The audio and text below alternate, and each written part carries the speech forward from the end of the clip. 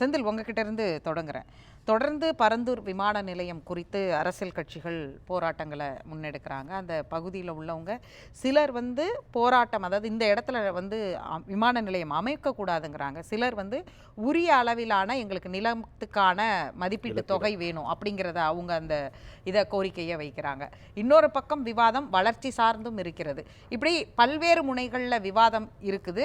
சூழலியல் சார்ந்த பார்வை வைக்கப்படுது. அது டங்ஸ்டனுக்கும் இதற்கும் ஒரே நியாயமான இன்றைக்கு தாவேகா தலைவர் ஒரு கேள்வியை எழுப்புகிறார்.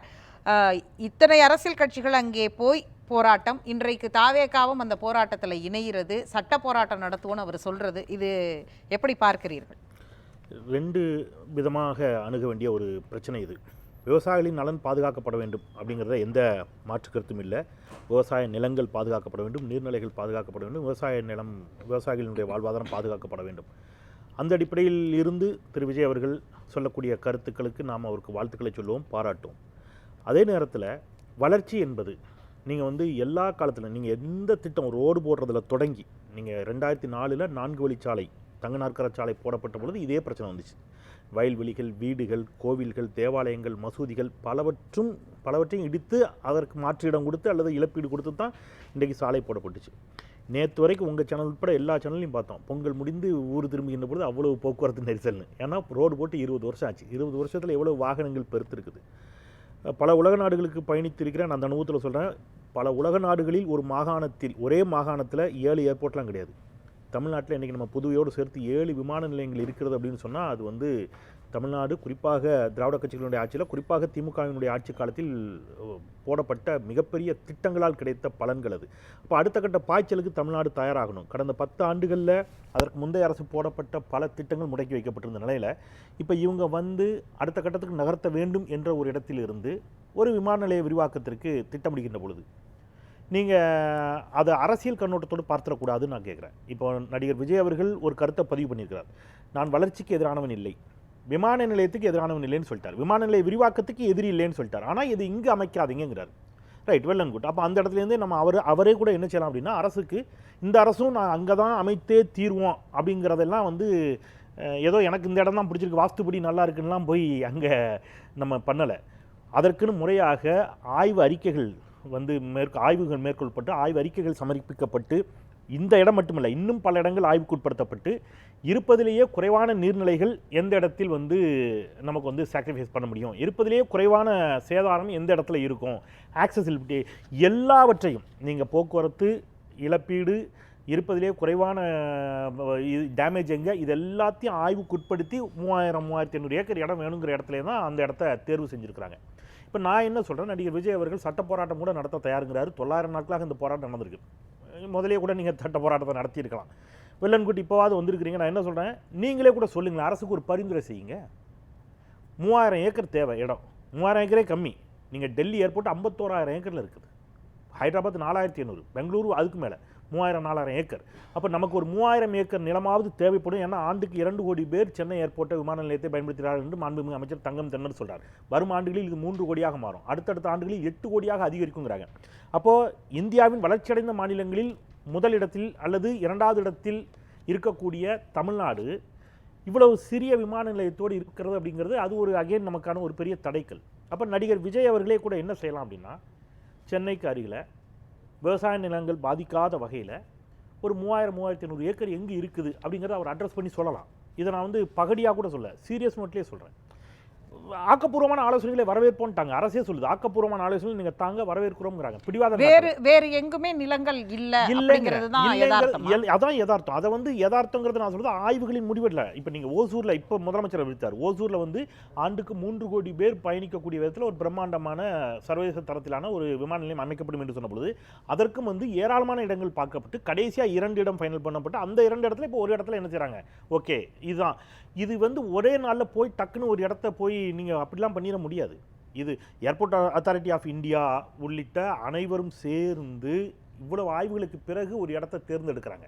அப்போ அதில் இழப்பு இருக்குமா அப்படின்னா நிச்சயமாக இழப்பு இருக்கும். மக்களுக்கு பாதிப்பு இருக்குமா அப்படின்னா மக்கள் நிச்சயமாக அவருடைய ஆண்டாண்டு காலமாக வாழ்ந்த அந்த இடத்திலிருந்து அவர்கள் அங்கிருந்து நகர வேண்டிய அது ஒரு கெடு வாய்ப்பாக தான் நான் பார்க்குறேன், இல்லைன்னு சொல்லலை. ஆனால் வேறு வழி இல்லை. நீங்கள் இது வெறும் விமான நிலையத்துக்கு மட்டும் இல்லைங்க, நீங்கள் என்எல்சி எடுத்துக்கங்க, இங்கே அமைக்கப்பட்ட எல்லா திட்டங்களுக்கும் ஏதோ ஒரு இடத்துல சிலர் குடியிருப்புகளோ அல்லது ஒரு கிராமமோ கொஞ்சம் மக்களோ அங்கிருந்து வேறொரு இடத்திற்கு நகருகின்ற பொழுது மட்டும்தான், இது தமிழ்நாட்டில் மட்டும் இல்லை, இந்தியாவில் மட்டும் இல்லை. ஃபாஸ்டஸ்ட் அர்பனைசேஷன்ல சென்னை மாதிரியான நகரங்கள் இருக்குது இல்ல, இப்படியான இடங்கள்ல இதற்கு தீர்வு இல்லையா? இந்த வளர்ச்சின்னு ஒரு குரல் ஒலிக்குது, இன்னொரு பக்கம் விளைநிலங்கள், சூழலியல் பாதுகாப்பு, இந்த குரலும் மிக முக்கியமான குரலா இருக்கு.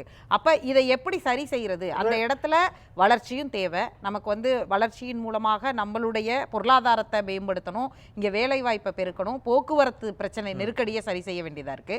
இன்னொரு பக்கம் நம் விவசாய நிலங்களையும் பாதுகாக்கணும், சூழலியலையும் பாதுகாக்கணும். இது ரெண்டையும் பேலன்ஸ் பண்றதுங்கிறது எப்படி? இப்போ ரெண்டையும் பேலன்ஸ் பண்ணுறதுல அரசு ஏற்கனவே அதுக்கான முயற்சிகளை எடுத்தாங்க. இப்போ நீங்கள் குறிப்பாக சென்னையை சுற்றியே நம்ம பெரிய அளவில் தொழிற்சாலைகளை அதிகப்படுத்துவது ஒரு சிக்கலாக இருக்கலாம். நம்ம சென்னைக்கு வெளியே இன்னும் சொல்ல போனால் தென் மாவட்டங்களில் ஏராளமான இடங்கள் இருக்கிறது, தொழிற்பேட்டைகளை அங்கே கொண்டு போவோம் அப்படிங்கிற அடிப்படையில் தான் மாவட்டத்துக்கு ஒரு தொழிற்பேட்டைகள் சிப்காட்டு, சிட்கோ உள்ளிட்டவை கொண்டு வரப்பட்டுச்சு.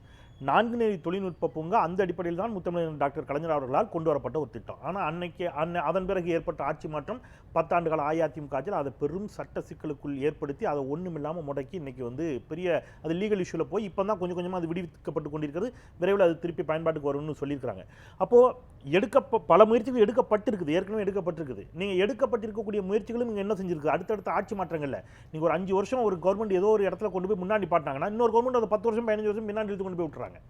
திருப்பி நீங்க என்ன செய்ய வேண்டியிருக்குது? ஜீரோல இருந்து அதை தொடங்க வேண்டிய கட்டாயம் இருக்குது. விவசாய நிலங்கள் பாதிக்கப்படாத வகையில் அப்படிங்கிற பொழுது நான் இப்படி எடுத்துக்கிறேன், இது கிட்டத்தட்ட ஒரு மருத்துவம் மாதிரி தாங்க. நீங்க ஒரு மெடிசன் எடுக்கிறீங்க, சைடு எஃபெக்ட் இருக்குமா? எஸ், சைடு எஃபெக்ட் இருக்கும். சைடு எஃபெக்டோட வேல்யூ என்ன? நீங்க எடுக்க போற மெடிசனால உங்களுக்கு ஏற்பட போற நன்மை என்ன? உயிரே காப்பாற்றி ஆகணுங்க, ஆனால் கண்டிப்பாக உங்களுக்கு என்ன இருக்கும்? அலர்ஜி வருங்க. இந்த மருந்து சாப்பிட்டீங்கன்னா சுகர் அதிகமாகிடுச்சிங்க, நீங்கள் காலை கண்டிப்பாக ஆப்ரேஷன் பண்ணுங்கள், பட் உயிரை காப்பாற்றலாங்க. ஒவ்வொரு நோய்க்கும் ஒரு சைடு எஃபெக்ட் இருக்குல்ல. அதை நீங்கள் எதை சாக்ரிஃபைஸ் பண்ணி எதை அடைய போகிறோம் அப்படிங்கிறதான். அவர் அரிட்டாப்பட்டியை ஒப்பிடுறாரு, அது முற்றிலும் தவறானது. அது கிட்டத்தட்ட எப்படின்னு கேட்டிங்கன்னா உயிரையே இழந்து நம்ம ஏதோ ஒரு உறுப்பை காப்பாற்றிக்கிற மாதிரியான ஒரு ஒப்பீடு. இப்போ நீங்கள் அரிட்டாப்பட்டிக்கு ஒரு நியாயம், இதுக்கு ஒரு நியாயமா அப்படின்னு நடிகர் விஜய் அவர்கள் கேட்கிறார். இப்போ நான் அப்படி கேட்குறேன். அப்படின்னா நம்ம இந்த இடத்துக்கு வந்துருப்போம். பூவுலகின் நண்பர்கள் சுந்தரராஜன் உள்ளிட்டவர்கள் அந்த வாதத்தை வைப்பாங்க, சூழலியல் சார்ந்து பேசுவோம். அப்போ நான் என்ன கேட்குறேன், நடிகர் விஜய் அவர்களுக்கு கூடங்குளம் அணுமின் நிலைய திட்டத்தை பற்றிய பார்வை என்ன? அணுலை வேண்டுமா வேண்டாமா? அணுலை வேண்டாம்னு சொல்றீங்களா? இல்லை, என் கேள்வி அதை ஒட்டி தான் இருக்கின்றது. அது நீங்களே அந்த புள்ளியை தொட்டுட்டீங்க. இப்போ கூடங்குளம் சார்ந்து இங்கே ஒரு பெரிய போராட்டம் நடந்தது. மக்கள் திரளான அந்த போராட்டம் ஒட்டுமொத்த இந்தியாவுடைய கவனத்தையுமே ஈர்த்து யூபிஏ கவர்மெண்ட்டுக்கு பெரிய நெருக்கடியாக அது இருந்தது. அதில் இருந்தது உயிர் பயம் சார்ந்தது. நியூக்ளியர் வேஸ்ட் என்ன ஆகும், ரேடியேஷன்ஸ். இப்போ இது ஃபுகுஷிமா மாதிரி ஒரு ரியாக்டர்ஸில் பிரச்சனை வரும்பொழுது அந்த மக்களுடைய பாதுகாப்புங்கிறதுக்காக அந்த மக்களே திரண்டு முன்னாடி நின்று பெண்கள் நடத்திய போராட்டம். ஆனால் அந்த மாதிரியான விஷயங்களை அன்றைய மத்திய அரசு எப்படி அணுகியது, அதற்கு பிறகு வந்த அரசு அதை எப்படி அணுகியது, இதுவும் மத்திய அரசு மாநில அரசு இணைந்து வழங்க போகிற ஒரு திட்டம்.